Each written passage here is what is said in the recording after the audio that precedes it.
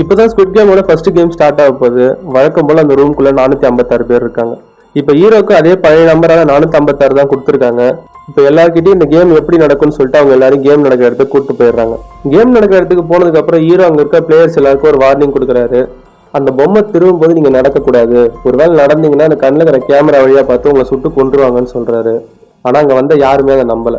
இவன் நம்மள பயம்பூத்திட்டு எல்லா பிரைஸ் அமௌண்ட்டும் இவனே எடுத்துக்க பாக்குறான்னு சொல்லிட்டு ஹீரோவை தான் எல்லாரும் திட்டுறாங்க. இப்ப கேம் ஸ்டார்ட் ஆகுது. எல்லாரும் ஃபர்ஸ்ட் அந்த பொம்மை திரும்பினோடனே ஓட ஆரம்பிக்கிறாங்க. திரும்ப அந்த பொம்மை திரும்பினோடனே எல்லாரும் அசையாம நின்னுடுறாங்க. மறுபடியும் அந்த பொம்மை திரும்பி பார்க்கும்போது சில பேர் அசைஞ்சிடுறாங்க. உடனே ஸ்னைப்பர்லாம் சுட ஆரம்பிச்சிடுறாங்க. அதுல 3/4 பேர் செத்துடுறாங்க. அப்ப ஹீரோ வாய்க்கிட்ட கையை வச்சு மறைச்சுக்கிட்டு யாரும் ஓடாதீங்க இன்ஸ்ட்ரக்ஷன் கொடுக்குறாரு. ஹீரோ பேச்சை கேட்ட சில பேர் மட்டும் பழச்சிக்கிறாங்க. திரும்ப அந்த பொம்மை திரும்பினதுக்கு அப்புறம் 5 பேரா நம்ம போலான்னு சொல்லிட்டு ஹீரோ கை மூலியமா ஹேண்ட் சிக்னல் கொடுக்குறாரு.